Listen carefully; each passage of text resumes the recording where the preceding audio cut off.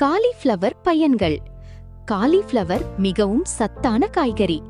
இதில் vitamin C, vitamin K, நார்ச்சத்து மற்றும் ஆன்டி ஆக்சிடென்ட்கள் நிறைந்துள்ளன. முக்கிய நன்மைகள்: நோய் எதிர்ப்பு சக்தியை அதிகரிக்கும் வைட்டமின் சி அதிகமாக இருப்பதால் உடலின் எதிர்ப்பு சக்தி மேம்படும்.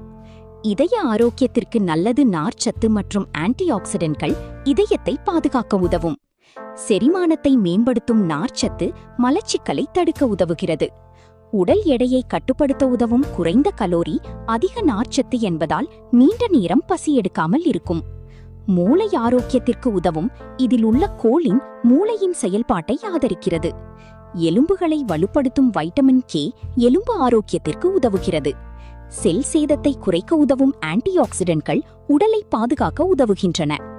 அளவுக்கு அதிகமாக சாப்பிட்டால் சிலருக்கு வயிற்று உப்புசம் அல்லது வாயு பிரச்சனை ஏற்படலாம். நன்றாக கழுவி சுத்தம் செய்து சமைத்து சாப்பிடுவது நல்லது. காலிஃப்ளவரை வாரத்திற்கு 2 முதல் 3 முறை உணவில் சேர்த்துக் கொள்வது நல்ல ஆரோக்கியத்திற்கு உதவும். காலிஃப்ளவர் சமைக்கும் முறைகள். காலிஃப்ளவர் பொரியல். தேவையான பொருட்கள்: காலிஃப்ளவர் 2 கப், வெங்காயம் 1, கடுகு, உளுத்தம்பருப்பு தலா 1 டீஸ்பூன், மஞ்சள் தூள் 1/4 டீஸ்பூன், மிளகாய்த்தூள் 1 டீஸ்பூன், உப்பு தேவைக்கு, எண்ணெய் 2 டேபிள் ஸ்பூன், கறிவேப்பிலை. செய்முறை: காலிஃப்ளவரை 5 நிமிடம் வெந்நீரில் போட்டு எடுக்கவும். கடாயில் எண்ணெய் சூடாக்கி கடுகு, உளுத்தம்பருப்பு, கறிவேப்பிலை தாளிக்கவும். வெங்காயத்தை வதக்கி காலிஃப்ளவர் சேர்க்கவும். மசாலா, உப்பு சேர்த்து 10 முதல் 15 நிமிடம் வேக வைக்கவும். காலிஃப்ளவர் கூட்டு. காலிஃப்ளவரை வேக வைக்கவும். பாசிப்பருப்பு அல்லது துவரம் பருப்பை வேக வைக்கவும். தேங்காய், சீரகம், பச்சை மிளகாய் அரைத்து சேர்க்கவும். தாளித்து பரிமாறவும். Cauliflower soup. வெங்காயம், பூண்டு வதக்கவும். காலிஃப்ளவர் சேர்த்து சிறிது வதக்கவும்.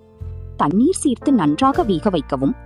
ஆறிய பிறகு அரைத்து உப்பு, மிளகாய்த்தூள் சேர்த்து 2 நிமிடம் கொதிக்க விடவும். காலிஃப்ளவர் குருமா. வெங்காயம், தக்காளி வதக்கவும். இஞ்சி பூண்டு விழுது சேர்க்கவும். மசாலா தூள்கள் சேர்க்கவும். காலிஃப்ளவர் சேர்த்து வேக வைக்கவும். தேங்காய் விழுது அல்லது தேங்காய் பால் சேர்த்து 5 நிமிடம் சமைக்கவும். ஆவியில் வேக வைக்க ஸ்டீம்ட். காலிஃப்ளவரை சிறு துண்டுகளாக நறுக்கவும். ஆவியில் 8 முதல் 10 நிமிடம் வேக வைக்கவும். மேலே மிளகாய்த்தூள், உப்பு, எலுமிச்சை சாறு தூவி சாப்பிடலாம்.